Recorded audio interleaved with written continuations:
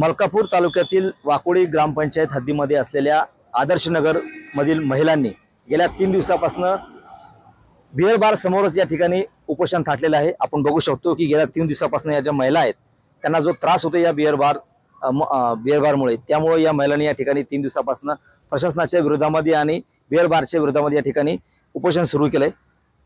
त्यांना त्रास होतोय त्यामुळे त्यांनी या ठिकाणी उपोषण सुरू केलंय। आपण काही महिला आहेत आपल्यासोबत, त्यांच्याशी आपण बातचीत करणार आहोत। ताई, काय सांगाल? 3 दिवसापासून तुम्ही या ठिकाणी उपोषणाला बसलात, काय त्रास होतोय, नेमका काय मागण्या आहेत तुमच्या?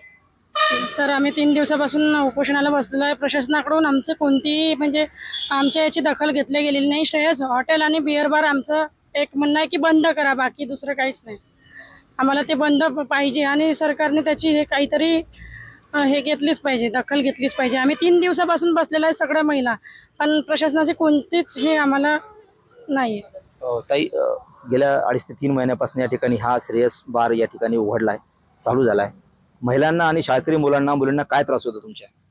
शाळेतनं इथने सर्व शाळेच्या ज्या बसेस आहे इथे उभ्या राहतात, छोटे छोटे मुलं, क्लासेस आहे आमच्या कॉलनीमध्ये, सर्व तरुण मुली येतात आणि ते इथे इथनं जातात बिअर बार समोरून, तर ते अगदी लाजिरवाणं वाटते। आम्ही सुद्धा इथनं खाली मान घालून जातो, आमची याची इच्छा नाही होत इथनं जाण्याची।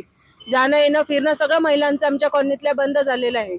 ते आम्हाला बिअर बार नकोच आहे, ते लवकरात लवकर त्वरित बंद करण्यात यावं आणि आम्हाला त्यांची लगेच मुदत त्यांनी आम्हाला आज तहसीलदार साहेब आले होते, पण त्यांनी आम्हाला हे इतक्या दिवसात बंद करतील असं काही सांगितलं नाही। फक्त त्यांनी आम्हाला एक निवेदन दिलं, त्याच्यावर बाकी काहीच खुलासा त्यांनी केला नाही। ताई, काय सांगाल?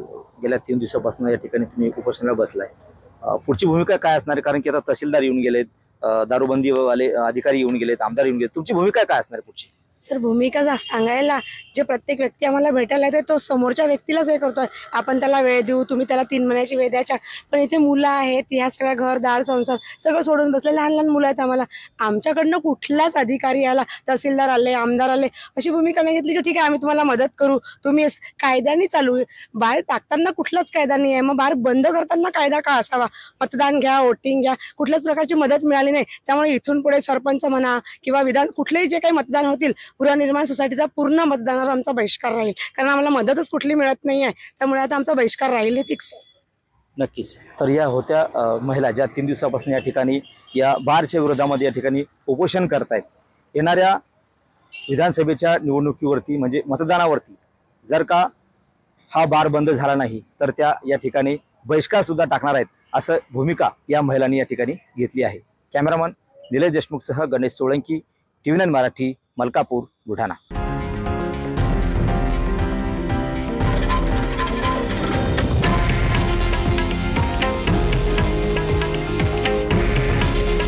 हे आहे देशातील नंबर 1 न्यूज नेटवर्क आणि आपण पाहत आहात TV9 मराठी। काळजी तुमची, हित महाराष्ट्राचं।